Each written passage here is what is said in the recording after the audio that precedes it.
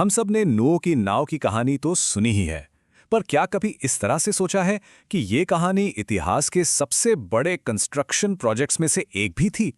तो चलिए आज इसी जानी पहचानी कहानी को एक इंजीनियर की नजरों से देखते हैं। सबसे पहले तो जरा इसके साइज का अंदाजा लगाते हैं। 137 मीटर की लंबाई, मतलब आज के एक फुटबॉल मैदान से भी ज्यादा लंबा। ये कोई छोटी मोटी कश्ती नहीं थी, बल्कि एक तैरता हुआ किला था जिसे इंसानी हाथों से बनाया जाना था। और जो बात सबसे ज्यादा हैरान करती है वो ये है कि इसे बनाने के लिए कोई नक्शा, कोई डिजाइन, कोई ब्लूप्रिंट था ही नहीं। सब कुछ सिर्फ जुबानी हिदायतों और बनाने वाले के तजुर्बे पर टिका था। तो सवाल यही उठता है कि बिना किसी मॉडर्न टेक्नोलॉजी या कागजी प्लान के इतना बड़ा और मजबूत जहाज आखिर बना तो बना कैसे? आइए इस पूरी प्रक्रिया को जरा करीब से समझते हैं। तो इस पूरी कहानी की शुरुआत होती है एक सीधे लेकिन सुनने में बिल्कुल नामुमकिन लगने वाले आदेश से। आदेश बिल्कुल साफ था। 137 मीटर लंबा, 23 मीटर चौड़ा और 3 मंजिला जहाज बनाओ। मटेरियल भी बता दिया गया, सरो यानी साइप्रस की लकड़ी। लेकिन इन सीधे सादे लगने वाले शब्दों के पीछे एक पहाड़ जैसी चुनौती छिपी थी। किसी भी बड़ी चीज की नींव आसमान में नहीं, जमीन पर रखी जाती है। और यहां भी पहली जंग लकड़ी से नहीं बल्कि जमीन से ही थी। सोचिए, एक भी पेड़ काटने से पहले नूह को एक सही जगह ढूंढनी थी। ऐसी जगह जो इतनी बड़ी और मजबूत हो कि जहाज का वजन सह सके। फिर उसे समतल बनाना, हाथों से पत्थर और जड़ें खोदकर निकालना, और ये सब करते हुए उन लोगों का मजाक भी सहना जो उन्हें पागल समझ रहे थे। उस दौर की एक और अजीब चुनौती थी। तब तक धरती पर बारिश होती ही नहीं थी।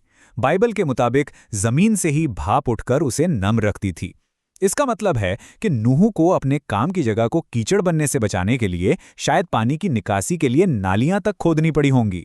तो जब जमीन तैयार हो गई, तब शुरू हुआ असली निर्माण का काम। और इस काम के 3 हीरो थे: लकड़ी, बेहिसाब मेहनत और एक खास वाटरप्रूफिंग मटेरियल। और यहीं पर सामने आई पहली और शायद सबसे बड़ी इंजीनियरिंग प्रॉब्लम। देखिए, जहाज की रीढ़ यानी उसका कील 137 मीटर लंबा होना था, लेकिन इतना लंबा तो कोई पेड़ होता ही नहीं है। तो फिर जहाज की बुनियाद कैसे बनती? इसका हल निकाला गया बढ़ईगिरी की एक बहुत ही पुरानी और कमाल की टेक्निक से।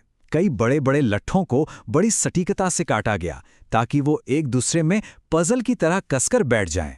फिर उन्हें लकड़ी की कीलों से ठोककर एक सिंगल मजबूत बीम तैयार किया गया।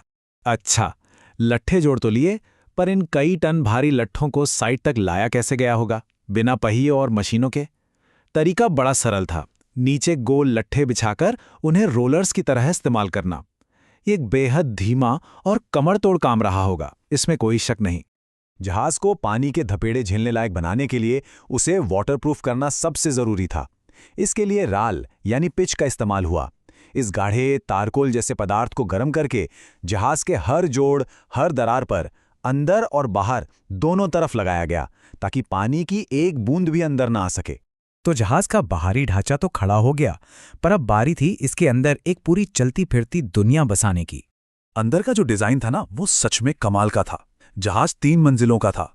सबसे नीचे भारी जानवरों और खाने के भंडार को रखा गया ताकि वजन नीचे रहे और जहाज पानी में स्थिर रहे। बीच में बाकी जानवर और सबसे ऊपर पक्षी और छोटे जीव, जहां ताज़ी हवा और रोशनी आसानी से आ सके। ये अपने आप में इंजीनियरिंग का एक बेहतरीन नमूना था।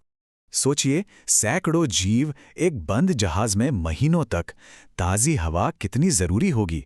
इसके लिए छत के ठीक नीचे लंबाई में एक ही खिड़की बनाई गई, और इसका डिजाइन ऐसा था कि हवा तो अंदर आए पर बारिश का पानी बाहर ही रहे। जहाज में दरवाजा तो सिर्फ एक था, एक बड़ा विशाल दरवाजा। और यह स्लाइड बड़ी खूबसूरती से दिखाती है कि कैसे इंसान की मेहनत और ईश्वरीय शक्ति एक साथ काम कर रहे थे। नूह ने अपनी पूरी ताकत और कारीगरी से वो दरवाजा बनाया, पर बाइबल कहती है कि उसे बाहर से बंद करने वाला ईश्वर था। और फिर वो वक्त आया जिसके लिए दशकों की ये सारी मेहनत की गई थी, जहाज का सबसे बड़ा इम्तिहान। जब वक्त आया तो जो हुआ वो किसी चमत्कार से कम नहीं था। नूह को जानवरों को ढूंढने या पकड़ने नहीं जाना पड़ा। वो खुद ब खुद जोड़ों में शांति से जहाज की तरफ चले आए। शिकारी और शिकार एक साथ चल रहे थे, जैसे कोई अदृश्य शक्ति उन्हें रास्ता दिखा रही हो। यह बिल्कुल साफ था कि यह सिर्फ एक इंसानी प्रोजेक्ट नहीं था। ये कोई आम बाढ़ नहीं थी। 40 दिन और 40 रात तक आसमान और जमीन दोनों से पानी बरसा। पूरे 150 दिनों तक पानी धरती पर हावी रहा, यहां तक कि सबसे ऊंचे पहाड़ भी डूब गए। और लगभग 1 साल तक वो जहाज बिना किसी मंजिल के तैरता रहा, जबकि अंदर जीवन सुरक्षित था। 1 साल से भी ज्यादा लंबे इंतजार के बाद जब जहाज अरारात की पहाड़ियों पर टिका, तो एक नई दुनिया की उम्मीद ने जन्म लिया।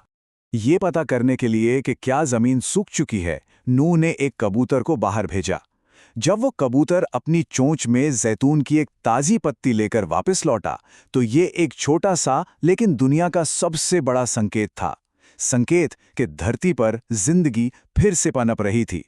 इस पूरी महाकथा का, इस सारी मेहनत का सार शायद इसी एक बात में छिपा है। नूह ने तब भरोसा किया जब पूरी दुनिया मजाक उड़ा रही थी। उसने उस आवाज पर यकीन किया जिसे उसके सिवा और कोई नहीं सुन पा रहा था। तो आखिर में ये कहानी हमें एक सवाल के साथ छोड़ जाती है। क्या ये सिर्फ अटूट विश्वास की एक मिसाल है, या इस बात के एक जबरदस्त सबूत कि हमारे पूर्वज बिना मॉडर्न तकनीक के भी इंजीनियरिंग के कैसे कैसे हैरत अंगेज कारनामे कर सकते थे? शायद इसका जवाब दोनों में है।